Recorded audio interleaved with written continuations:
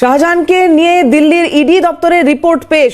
রিপোর্টে চাঞ্চল্যকর দাবি ইডি আধিকারিকদের, শাহজাহান শেখকে নোটিশ দিলে উদ্দেশ্য সফল হতো না। তার বাড়িতে রাসায়ন দুর্নীতির গুরুত্বপূর্ণ নথি ছিল, বাড়িতে কোটি কোটি টাকা মজুদ ছিল। তাই শাহজাহানকে সতর্ক না করে আচমকা হামলা। ইডির হানায় মজুদ টাকা সরাতে পারেনি শাহজাহান, সেই কারণেই গ্রামবাসীদের দিয়ে ইডির ওপর পরিকল্পিত হামলা।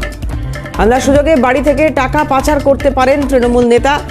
দিল্লির সদর দপ্তরে পাঠানো রিপোর্টে এমনটাই উল্লেখ করা হলো ইডির তরফ থেকে।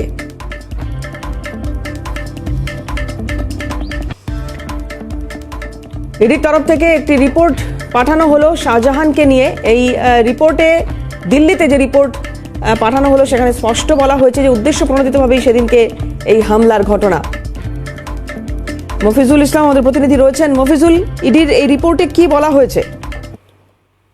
গতকাল কি কলকাতা থেকে ইডি আধিকারিকরা তাদের ইডির দিল্লি সদর দপ্তরে একটা রিপোর্ট পাঠিয়েছে যে এই শুক্রবারের ঘটনাকে কেন্দ্র করে যেখানে সন্দেশখালীতে শাহজাহান শেখের বাড়িতে অভিযান চালাতে গিয়ে কিভাবে তারা আক্রমণের শিকার হয়েছেন, সেখানে কিন্তু তারা এই আক্রমণের ব্যাখ্যা দিতে গিয়ে কি কারণে তারা শাহজাহান শেখের বাড়িতে তারা হঠাৎই অভিযান চালাতে গিয়েছিল সেই বিষয়টিও সেখানে কিন্তু উল্লেখ করা হয়েছে।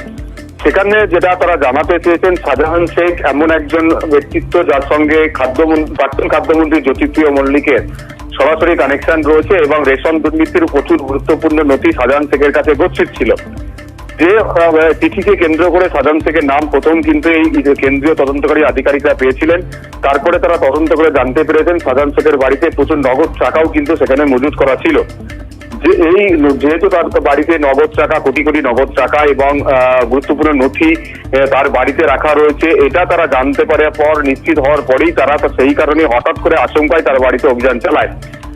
সাধারণত কারোর নাম যখনই করে দুর্নীতিতে জড়ালে তাকে জিজ্ঞাসাবাদ করার জন্য প্রথমে তারা নোটিশ পাঠিয়ে তলব করে জিজ্ঞাসাবাদ করে, যেটা কিন্তু এই শাহজাহান শেখের অনুগামী এবং তার ভাই বারবার দাবি করছেন যে কোনো নোটিশ ছাড়াই হঠাৎ করে আচমকা এভাবে অভিযান চালানো হয়েছে কেন।